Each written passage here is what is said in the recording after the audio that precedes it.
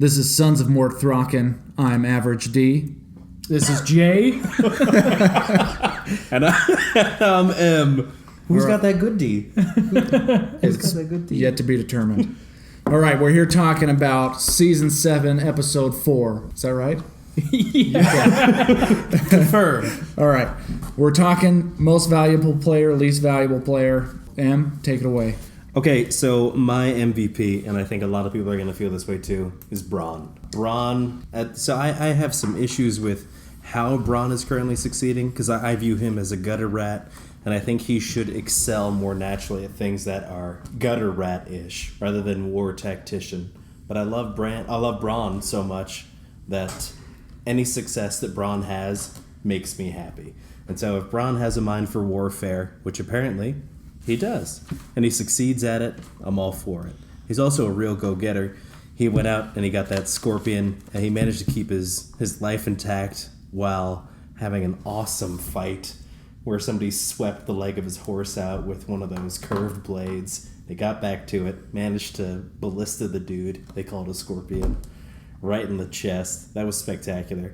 We need to talk about that for a minute, because when Bronn was going head-to-head with the dragon, I was panicking. Oh, yes. Because I did not want, or not Bronn. I did not want Bronn to die. When they were going head-to-head, I was conflicted. It's a no-win situation. They had to take out the wing, or the right shoulder, because... It's a flesh wound. No one can die there. And too many main characters. Right. Yeah. How about the look on Bronn's face while he was doing it? I mean, he looked borderline aroused. He was real proud of himself when he knows that one's stuck, and he's like, "Yeah, got the money shot." Think of the spectacular one-off things that Bronn has been allowed to do.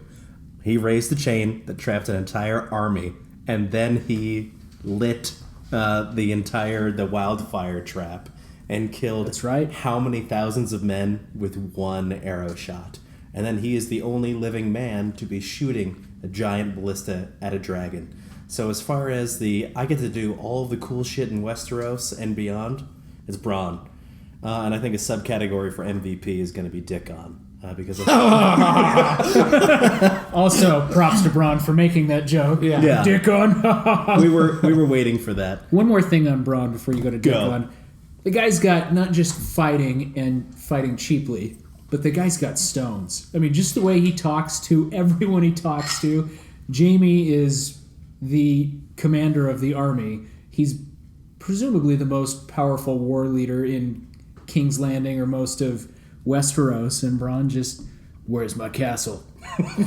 Yeah, no, that one will do. That one will do. I want it.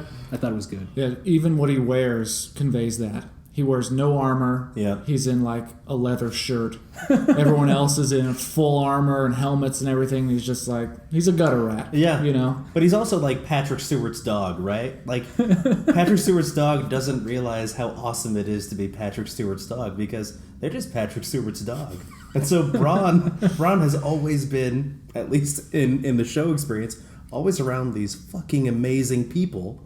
And so for Bronn, he's just Patrick Stewart's dog. It's no big deal to be Patrick Stewart's dog because he's always around Patrick Stewart. That was the worst metaphor I've ever heard.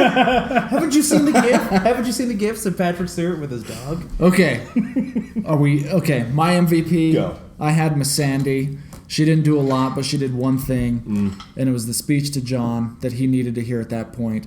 Hold on. She also talked about her steamy love night with Grey Worm. They didn't talk about it. They exchanged furtive glances, and that talking about the sex. That was annoying as hell.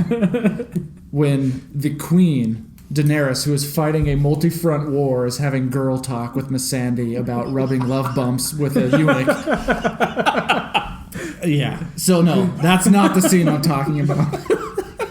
Tell us what you're talking about. What I'm talking about is the scene where she explains to Jon the reason we follow Daenerys is because we chose her. She's done all this amazing stuff. She freed me. I'm free to go if I wanted, and I follow her because I choose to. It's not a matter of blood right or anything else. I believe she should be queen because she deserves it, and she's the right person for it. Now, granted, she was in the room when Jon sort of expressed some of that doubt directly to Daenerys, but Missandei was in the right place at the right time to be able to explain that. And I choose her as MVP for that reason, because it's going to have great ramifications in the future, because it's going to bring Jon into that position of trust, or at least Daenerys into the position of trust with Jon. I'm gonna support that with, I think it's also how she delivers that information as well. It's simple, it's matter of fact, it's honest. It lacks manipulation, and for that, it's all the more effective. It's completely opposite of the rote titles that she gives to Daenerys at the beginning in that episode, 2 episodes ago or whenever that was. It's completely the opposite of that. It's no form. It's it's just, this is how things are. This is how I feel. That's a good point. I like it. All right, my MVP, Arya. For starters, when she comes back to the castle, it's Tweedledee and Tweedledum. Look, I'm coming in whether you want me to or not, and if Sansa finds out you didn't let me in, you're going to be in deep crap. And I love those guys, by the way. Yeah, those guys. I'm going to have to ask you to kindly off.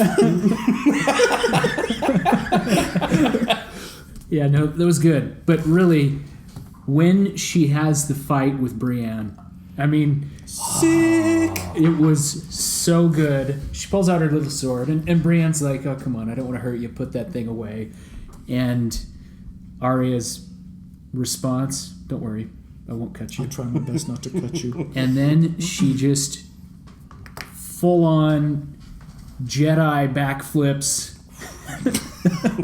Pulls the full Yoda. It was impressive. And then the only thing Brienne could do to get her was just kick her. Full on donkey chest kick. Kaboosh! Knocks her down. Down. She still gets up. It was great. It was great to see. Sansa also got to watch from above. And finally, I think it clicks. At first, when they're down in the crypt and she tells Sansa, yeah, I have a list of names. People I'm going to kill. I think Sansa's kind of like... She looks at her like she's a silly little girl. Yeah, like, you're being ridiculous again. And this is the time for Sansa to be like, okay, holy shit. Yeah, she's been somewhere. She's been doing stuff. So, thought it was great. And it has a perfect reveal of the cat's paw dagger to Littlefinger, that he sees that Arya now has the cat's paw dagger. It's and true. I think he has a sphincter factor of about Oh yeah, his butt is 10 puckering exponentials. Oh God! Well, also when Bran tells him at the end, he leaves, Lord Stark, I'm not Lord Stark. So it's like, well, more computer than that. I'm not Lord Stark. Yeah. But the point is, Download he's it. not his dad who's going to be killed by Littlefinger, and he's also not going to be manipulated by him. So I doesn't thought that was Littlefinger interesting. say chaos is a ladder? Yes. Earlier in the Yes. show. To Says it to Varys in the Varys. throne room, Right. in private with no one Exactly. around. And so I think that throws Littlefinger for sure. Totally. Yeah. All right. So those are our thoughts on most valuable player for this episode. Let us know what you think in the comments. If you like this video, please like it and subscribe. Wiener, wiener, wiener, wiener, wiener, wiener, one wiener next to another wiener, two wieners alongside yet another wiener, tangle soft, wiener, nice and soft, fluffy, lolly rags, wiener, fluffy wiener, fluffy wiener.